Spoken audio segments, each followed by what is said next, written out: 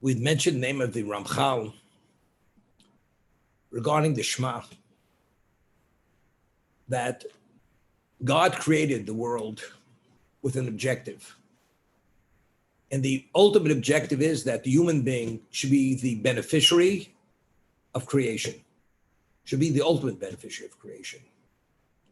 And if we, as human beings, specifically the Jewish people, more than all the other nations, meet the challenges which he presents to us within the context of the Torah,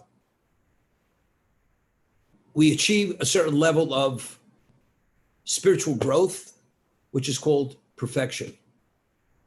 I'd once mentioned the name of the Rambam in the Laws of Tshuva. Rambam writes that every Jew could be as great as Moshe Rabbeinu. Of course, it's an impossibility. Could we be as great as Moshe Rabbeinu? Moshe Rabbeinu spent 120 days in heaven, first receiving the Torah, supplicating God for forgiveness, then coming down with a second set of tablets. God communicated to him in a wake state. It's not happening to us. But yet, we could be no less accomplished as Moshe Rabbeinu. How's it possible? The answer is very simple. What was so special of Moshe Rabbeinu? Every human being, when he's born into existence, he has a potential and he has a maximum capacity. If you address that potential and you meet your maximum capacity, you're no less than Moshe Rabbeinu. Moshe Rabbeinu had a capacity which was the equivalent of the whole Jewish people combined. He met every level of that capacity. Therefore, he was so special. So if we're capacity-wise, potential-wise, an infinitesimal degree of what Moshe was, but we meet that fully, you can't be more than who you're meant to be. If that's the case, you're no less than Moshe Rabbeinu, because what I was meant to address and perfect, I perfected. But that's the reality of every one of us. The achievement and the perspective and the goal is to perfect ourselves to our best ability. That all of the challenges which we experience in life, we should meet the challenges and succeed in those challenges, whether it's positive commandments, negative commandments, whether it's behavior, whatever it may be. And if you go and you are able to address them responsibly as God wants you to, then you're no less than Moshe Rabbeinu. Because then you've achieved the ultimate level of perfection and you could cleave to God fully. Because now you've established a commonality to be able to cleave to God fully. That's what you've done. So what is the objective of creation? To achieve perfection. The soul originally is given to you, it's a pure soul. It's like a child who's born, an infant. There's a growth curve. As an infant, the child's born. Up to a point, the child grows physically, mentally, capacity-wise. Now, based on those God-given abilities, it's all potential. What do you do with that potential? If you go and you address that potential and you train and condition and educate that child to be able to deal with responsibly throughout his life, you've actually conditioned and made a very special human being. At every level, he's giving, creative, dedicated. At every level, he's a special human being. That's what you've done. It's the same thing with our soul. The soul is given to us, it's undeveloped, but it's pure. And it has every potential in the world to grow to a level which I said that even the greatest angel cannot fathom what the dimension of that growth is and what the innate value of that spirituality is.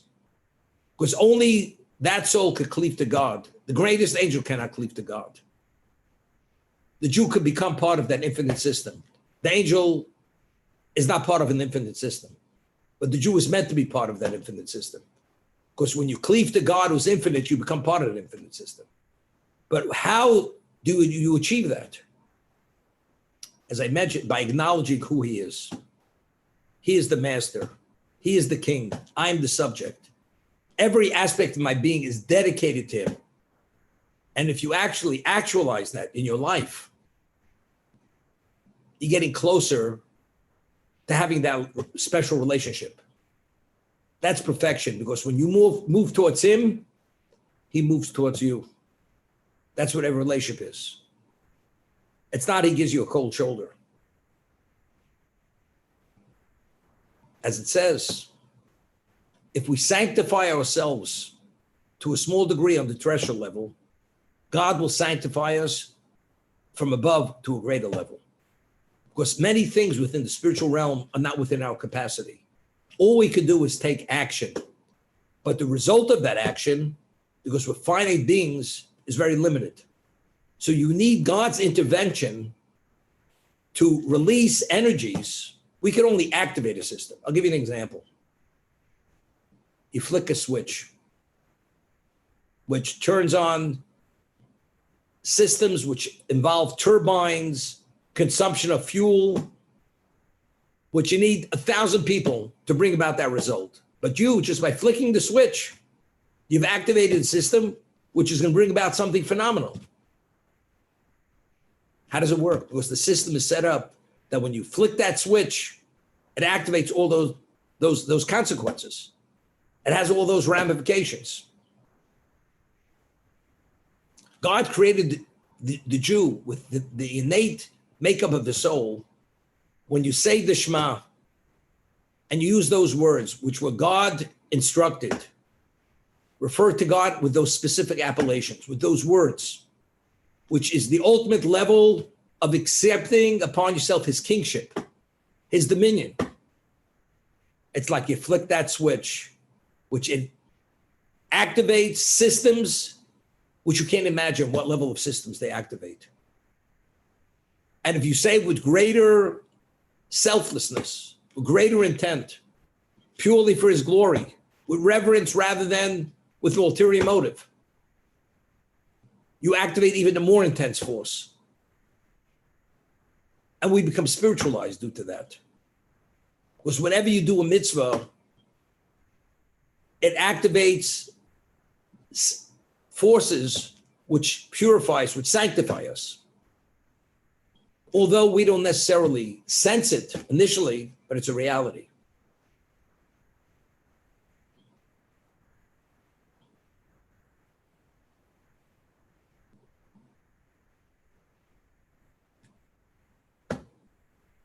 You know, a person,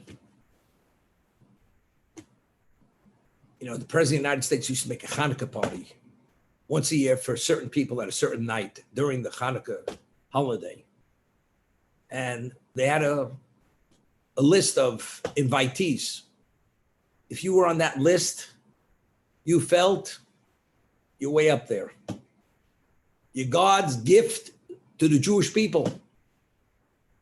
You outpaced the Federation people. Invited to that White House celebration, and you see the president lighting the candles. And you have a choir singing Mos Sur. You're excited. You feel privileged. And they give you a special pass that when you come to the security gate at the White House, you show that pass, they escort you. You have 6 Marines taking you straight up. Straight to shake the president's hand. And you feel honored and privileged. Because the president asks, what is your name, sir? Reverend McGillicuddy. I'm a convert.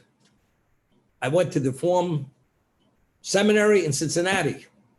And they said, I don't even have to be circumcised to become a rabbi. And I even qualify. And even my gender, I don't have to even identify myself as a male or female. Could you imagine that? And they still said, I'm accepted in their system to become ordained. You understand? But you realize out back, we have a guillotine. That if you do the circumcision correctly, we got the guillotine out back there. It's called decapitation. That's what it is. You know, sometimes you have other people touching your funny bone. I can touch my own funny bone. Okay. But that's how absurd it is.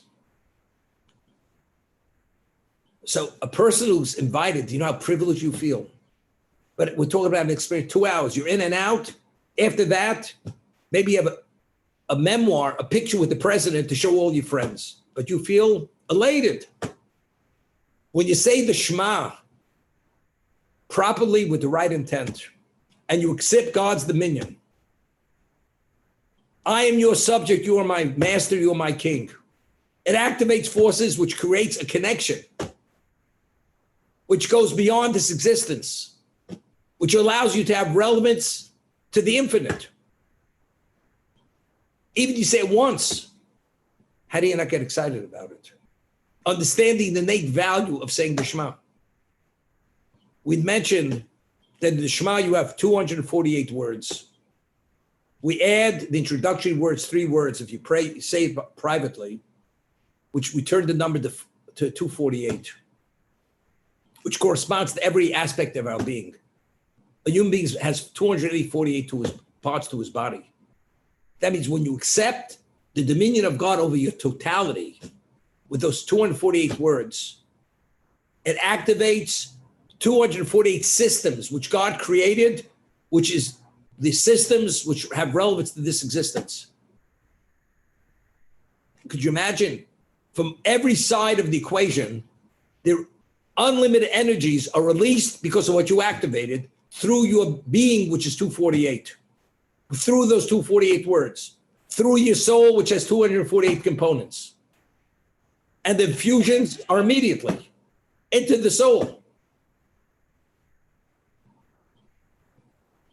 That's what's happening.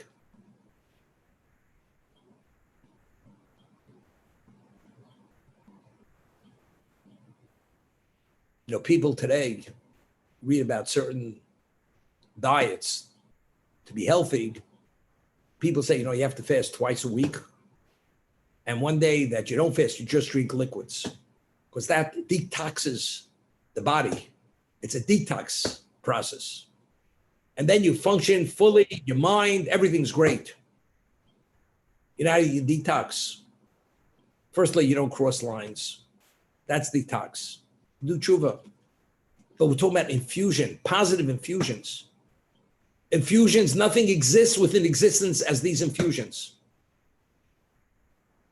When you say those 248 words, you say it with the proper level of submission, God infuses every aspect of your being with mega energy, spiritual energies, which allows you to be admitted into the White House, puts you through those gates to have a relationship with the infinite.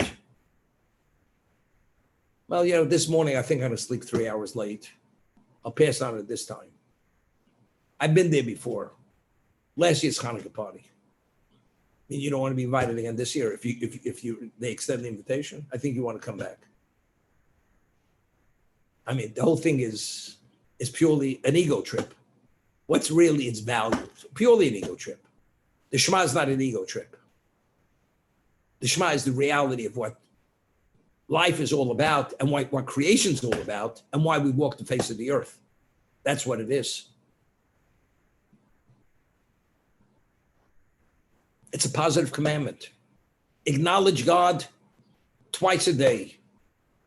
When you go to sleep and when you rise. That period of time.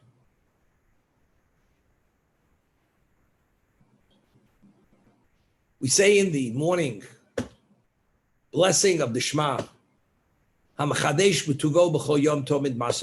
God renews every day through his goodness, the act of creation. Meaning every day in the morning, when morning comes, God makes an evaluation. What energies does the world need to ultimately achieve the level at the end of time of perfection? And based on that evaluation, he wills existence. So every day there's a new infusion of these energies to maintain existence, to ultimately address the objective, which is perfection. If at the beginning of the day, you go and say, I, who am the only subject has free choice, only the human being has free choice. Every other living creature, it's based on instinctive behavior. It's based on the DNA. It cannot behave differently. The human being was created in the image of God, that we could live our lives as we choose. We have free choice. So our actions are attributed to ourselves. God says, you being that free spirit, that being who could make choices, even though against me, and you choose to submit to my will, that activates the most intense level of energy, because who is it being provided for? For the purpose, for the person who's acknowledging God as the master and as the king, which is ultimately, that's the value of those energies. Because at the end of time, we say, what we say in the Kriya Shema, the Shema Echad, at the end of time, all humanity will recognize that there's nothing exists outside of God. It's more than just being a monotheistic being. They will recognize every aspect of existence. It exists only for that purpose. To achieve that level of perfection, that God could descend into this existence and spiritualize it, to be together with mankind who merit to be at that time. That's what we have to say in the morning hours, in the early morning hours, when people are rising. That's sunrise. Sunrise is the beginning of the day. That's when God infuses the world with the energies that it needs to achieve, to give the opportunity to achieve those levels of perfection, if mankind utilizes them properly by making correct choices.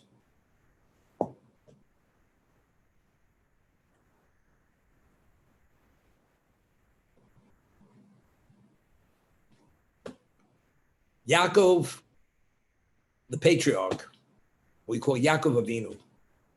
Yaakov, our forefather, was the most special of all three patriarchs. He was the one who fathered the 12 tribes of Israel. King David in Tehillim refers to as the tribes of Israel as Shiftei Koh. They're the tribes of God.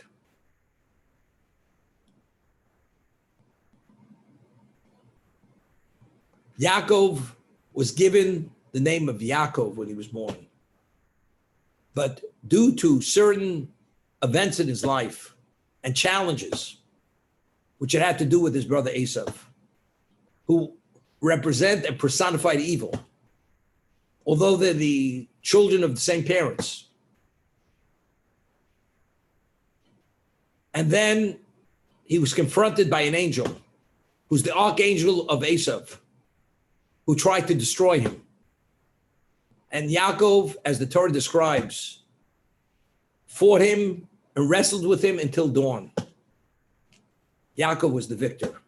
That means Yaakov was able to lord over not only man, but even over the angel. There was a transition at that moment. He went from Yaakov to become Yisrael. God named him Israel. What lies within a name? A name is just not a label. A name identifies the essence of the person. What did Yaakov achieve when he was able to be victorious over the angel? It was confirmed what his spiritual standing and status was. You lorded over man and God, referring to the angel. Now you have the power of a spiritual being. Now you're part of infinity. You will be the founding father of the infinite, of the people that's the eternal people. God's people are meant to stand at Sinai, to be taken as God's holy people, God's princely and kingly nation, to be able to cleave to him. That's what we refer to as Bnei Yisrael, with the children of Israel. We're not referred to as the children of Jacob. We're the children of Israel, because the appellation Israel connotes the spiritual potential of the Jew. As Yaakov was able to transcend the physical and the spiritual and to be in control, every Jew has that potential. That's within his DNA to be able to meet those challenges, to become totally spiritualized, and to connect and have a relation with God, which is the ultimate in the spiritual, because he's the infinite. He's the absolute being. So we as Jews, even the opening statement of the Shema, Shema Yisrael, who are we talking about? Hear, O Israel. We're talking about which people?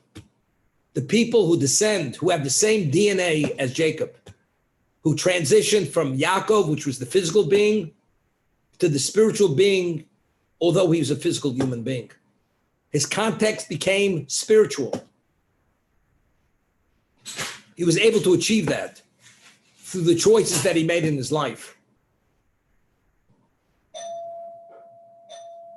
One moment, please.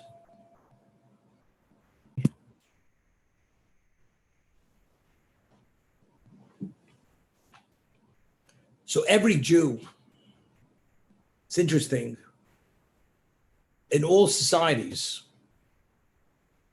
Jews are called Yehudim. The Germans, Yimach Shemam, the Jew had to wear a yellow star. You know what it said on that star? Jude. Yud. In German, that's a Jew. The Muslims were called Yehudim. Throughout history, we're called Yehudim. Why are we called Yehudim? From the word Judah. Yehuda was the tribe of Judah. So the Talmud says that a person who goes and rejects paganism, he's called Yehudi. He's called a Jew. He's called Yehudi. The Jews, since time immemorial, we represented a rejection of paganism. We always represented monotheism. The Jew always, every nation in the world rejected God. We're not interested. The Jew embraced God. Embraced God for good and for bad, even to die for God. We are Yehudim.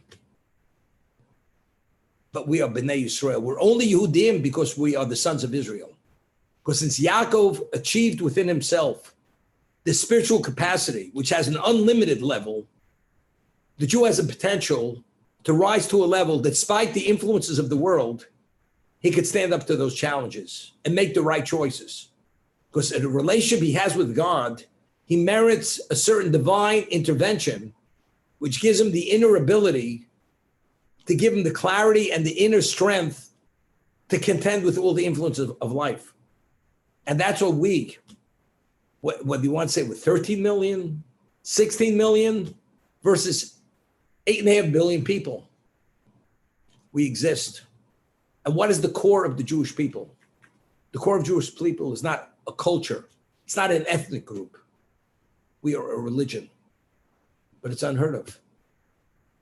And people are still committed meticulously to the religion. Baruch Hashem. I'm not sure how many Jews, minimally, 500,000 Jews, 1 million Jews of the 13 million are committed Jews to the mandate that God said at Sinai, going back almost 4,000 years ago. How? How do you survive it? How do we not assimilate? How do we not just disappear? The answer is because we are the sons of Israel. We transcend the physical. We lord over the physical and the spiritual. The DNA of the Jew is that despite the levels of opposition, if we maintain a certain code of behavior and we're attached to the source, God gives us those infusions, which is called divine intervention, which allows us to have the inner strength and the clarity and the sense of how to live as the Jew and not abandon it to be something other than that. It's Shema Yisrael, hero Israel, not Shema Yaakov. It's Israel. It's because we're talking to people, every one of us possess that DNA, which speaks volumes of what our ability is, what we're able to control, we're able to dominate. But that is why, and we use that within the context of the ultimate level of submission. We accept the dominion of God when we say that first verse of the Shema, acknowledging his unity, that nothing exists outside of him. He's the Almighty. He was, is, and will be. And he's Echad. He's one and only. Almighty is within the concept of might, ability. Echad means nothing exists outside of him. If he's infinite, there's no beginning, there's no end. We're part of his system. He's not outside of our system. That is the connotation of Echad, one. He's one and only, not one and only as a master, a creator. He's one and only, nothing exists outside of him. Because if he's infinite, infinite means he doesn't exist within a system, but he is the system. And he wills the system. And everything's a manifestation of his will. And that's the acknowledgement and the declaration of the first verse in the Shema.